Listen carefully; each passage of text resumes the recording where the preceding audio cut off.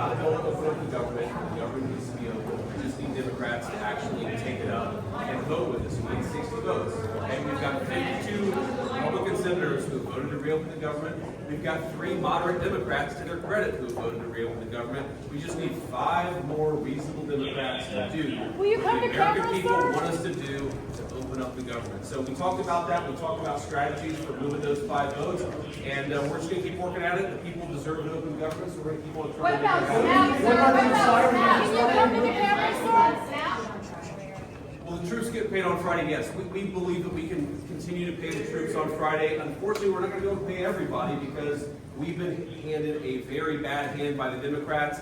This is one of the reasons why you've seen some layoffs in the federal workforce. We do think that we can continue paying the troops, at least for now. We've got food stamp benefits that are set to run out in a week. We're trying to keep as much open as possible. We just need the Democrats to actually help us out. Why not use the Cameron Digging store? into the contingency Mr. Vice fund, there are President, about can you $5 billion come in speak to the camera? Mr. contingency Vice funds that President? Senator Collins says that the administration could tap into to pay for these SNAP benefits. Why not allow the White House to do that? Well, you're asking the question, Mike. Look, we're trying to keep as much open as possible, and we're exploring all options. There are limitations on all these funds. There are limitations on how you can use them. Obviously, it's a limited pot of money, so even if you use them for one thing, that means you can't use them for another. We are trying as much as possible to ensure that critical food benefits get paid, that our military gets paid. But you know what would make this really easy? If the Democrats just opened up the government, then we wouldn't have to play this game where we're trying to find, we're trying to fit a square peg into a round hole with the budget because we have such limited numbers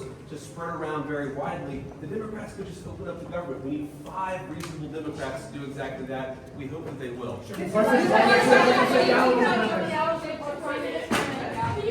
to Cameron, sir? And powerful strikes on Gaza. I mean, you were just in the region, and yes, would you be willing to come talk to the Cameron Town Hall?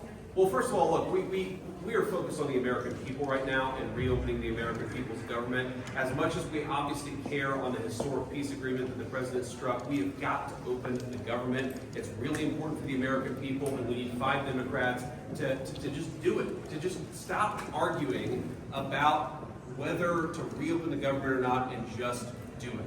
We got 52 Republicans, 3 Democrats. We need 5 Democrats to help us out and reopen the government. My brief comment to that is, as I said in Israel, the president achieved a historic peace in the Middle East. The ceasefire is holding. That doesn't mean that there aren't going to be little skirmishes here and there. We know that Hamas or somebody else within Gaza attacked an IDF soldier. We expect the Israelis are going to respond, but I think the president's peace is going to hold despite it. Mr. Vice President, on tariffs, what is your message on tariffs? The tariff Senate votes that'll happen later today or later this week. Yeah, look, we talked about that, and the point that I make to my Republican colleagues, recognizing there's a diversity of opinions about it, is that the tariffs give us the ability to put American workers first. They force American industry to reinvest in the United States of America instead of a foreign country. They're also incredible leverage for the President of the United States in negotiating these trade deals overseas. If you look at what we're doing in Asia, if you look at all of the trade deals, the trade barriers that have been dropped by foreign countries on American consumers, they are happening because the President of the United States has been willing to use tariffs to give American workers and American farmers a better deal. To vote against that is to strip that incredible leverage from the President of the United States. I think it's a huge mistake, and I know most of the people in there agree with me. Thank you, sir. Thank you.